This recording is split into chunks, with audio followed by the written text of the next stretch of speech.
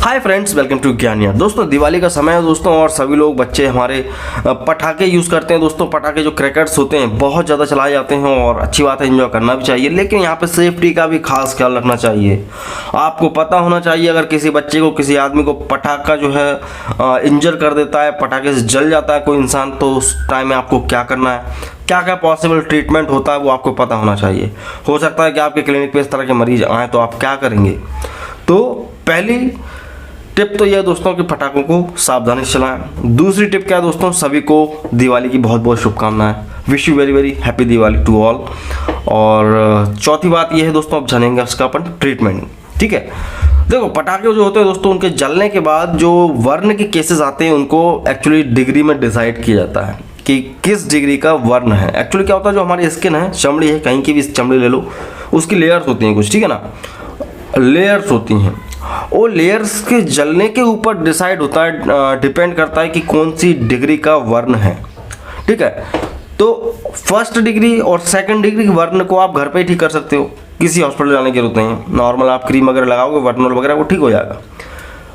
Third degree क्या होता है कि जब आपका डीप टिश्यू जल जाता है, मतलब कि इतना तेज जल गया है कि बहुत ज़्यादा अंदर तक पहुंच गया है, सबसे ऊपरी लेयर जलेगी, तो उसे बोलेंगे अपन फर्स्ट डिग्री वर्ण। ऊपर अंदर की तरफ एक और लेयर जल गई है, उसे बोलेंगे सेकंड डिग्री वर्ण। और थर्ड डिग्री वर्ण क्या होगा, जब आपका मांस दिखने लगेगा, वो जल चुका है, आपके फैट के टिश्यूज दिख गए हैं बहुत ज़्यादा, वो दिखने लगे हैं, तो उसे बोलेंगे थर्ड डिग्री वर्ण। फोर्थ डिग्री भी होता है दोस्तों, उसमें तो हड्डी तक आदमी की बाहर आ जाती है। सो खैर यहाँ पे ज़्यादातर केसेस में देखा जाता है दोस्तों फर्स्ट और सेकंड डिग्री होता है, और कोई भी नॉर्मल व्यक्ति इसको आइडेंटिफाई नहीं कर सकता कि ये कौन सी डिग्री का है, ये जो घाव है, ये वर्ण है, कितने डिग्री का है। सो ज़्यादातर केसेस में फर्स्ट और सेकंड डिग्री ही होता है। और थर्ड डिग्री में तो क्या होता है दोस्तों, आदमी का शरीर बहुत ज़्यादा जल जाता है, लगता है कि बहुत ज़्यादा मांस निकल के बाहर आ गया है, तो उसे बोलेंगे थर्ड डिग्री। और हड्डी निकल के बाहर आ गई तो उसे फोर्थ डिग्री का वर्ण। थर्ड डिग्री और फोर्थ डिग्री वर्ण अगर आपको लगता है तो आपको घर पे नहीं रखना है, तुरंत हॉस्पिटल लेके जाना है मरीज को। हॉस्पिटल में ही उसका इलाज संभव है। ठीक है, वहाँ पे तो स्किन ग्राफ्टिंग वगैरह बहुत सारी प्रोसीजर है, स्किन वगैरह दूसरा ही चढ़ाना पड़ता है। सो खैर ईश्वर ना करे कभी किसी के साथ ऐसा।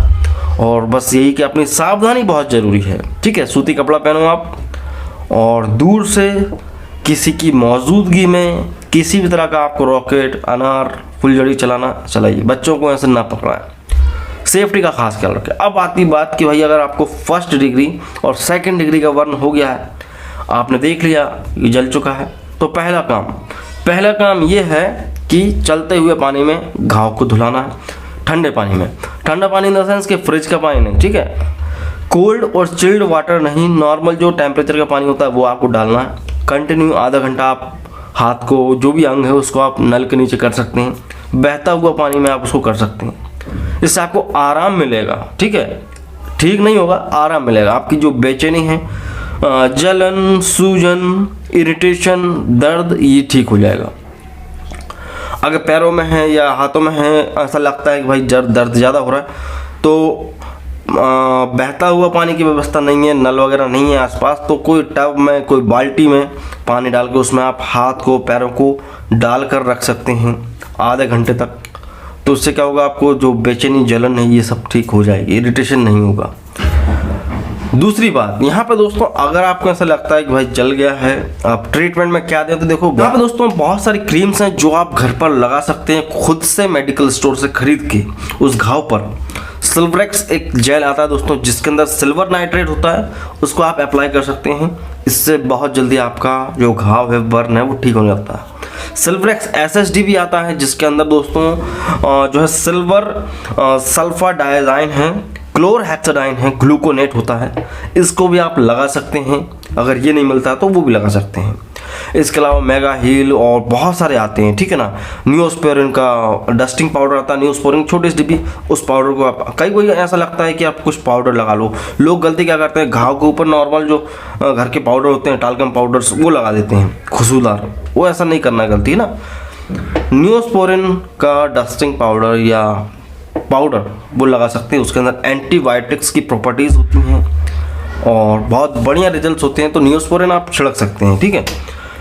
और साथ में दोस्तों आइबुप्रोफेन टैबलेट रख सकते हैं जिसके अंदर पैरासीटामोल और आइबुप्रोफेन हो। उस टैबलेट को सुबह शाम मरीज को खाने दे सकते हैं। सूजन दर्द को कम करेगा, बुखार आएगा तो उसको भी कम करेगा। एंटीबायोटिक की बात रही, देखो घाव बहुत ज़्यादा हो जाता है तो एंटीबायोटिक भी चलाना पड़ते हैं, बच्चे हों या बड़े हों। बच्चों के लिए सिरप आते हैं सेफेक्सिम, एजिथ्रोमाइसिन 500 मिलीग्राम। तो दोस्तों एमोक्सिसिलिन, क्लेवलेनेट का टैबलेट या सिरप, ये सुबह शाम चलाना होता है 3 से 4 दिन तक। 3 से 4 दिन तक पैरासीटामोल, आइबुप्रोफेन चलाना होता है। साथ ही अगर आपको खुजली ज़्यादा चलती है तो सिट्रिजिन ऐड कर सकते हो, ठीक है। तो ये सब करने के बाद चाहे तो मल्टीविटामिन रख सकते हैं, विटामिन बी कॉम्प्लेक्स वगैरह ये सब। तो घाव भरने में हेल्प मिलती है, घाव में इन्फेक्शन नहीं बढ़ता है। और रुई जो होती है, रुई बोले तो कॉटन, उसको ना लगाएं, ठीक है, उसको ना लगाएं। अगर लगाना भी आपको कवर करना है तो पहले जो बैंडेज होती है उसके ऊपर रुई रखें, उसको पैक कर लें, रुई को फिर रखें।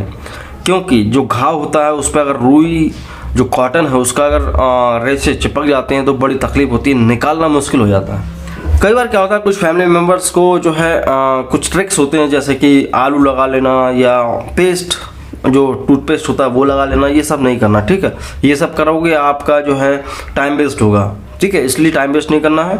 कुछ भी नहीं मिल रहा तो आयोडीन पोविडीन का जो सिप्लाडिन आता है वो भी लगा लो तो दिक्कत नहीं है, ठीक है। तो लगाने के लिए क्रीम बता दिया, सिल्वरेक्स SSD, या दोस्तों यहाँ पे हिमालय का एंटीसेप्टिक भी आता है, वो भी लगा सकते हो। और सोफ्रामाइसिन बहुत ज़्यादा फेमस, सोफ्रामाइसिन भी लगा सकते हो। फेरामाइसिटिन होता है दोस्तों इसके अंदर। तो ये सारी क्रीम्स हैं, इनको लगा सकते हो, इनमें से रख सकते हो, घर में मिल सकती हैं। बोरो प्लस भी लगा सकते हो यहाँ तक की। तो खैर बोरो प्लस भी लगाई जा सकती है।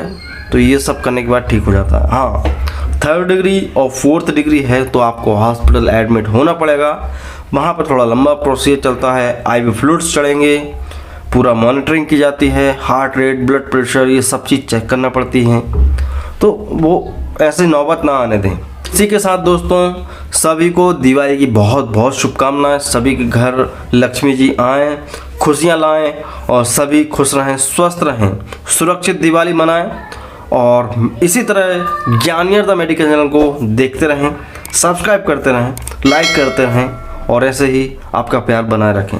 इसी के साथ दोस्तों मिलता हूँ अगले वीडियो में। जब तक के लिए जय हिंद, वंदे मातरम।